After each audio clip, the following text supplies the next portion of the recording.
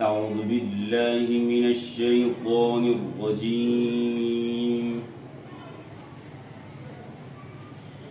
بسم الله الرحمن الرحيم.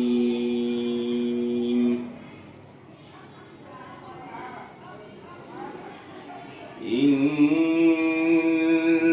أول بيت وضع للناس للذي ببكة مباركا وهدى للعالمين.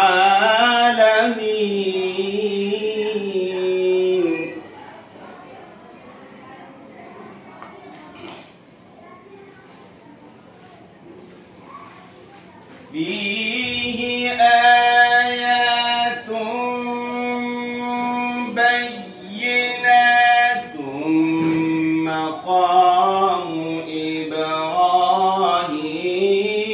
ومن دخله كان آمنا.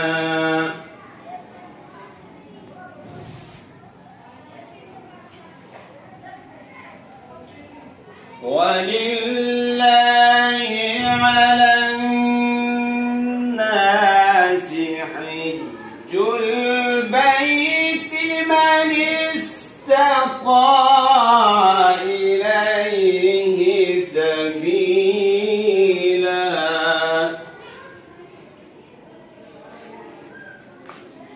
ومن كفر فإن الله غني عن العالمين.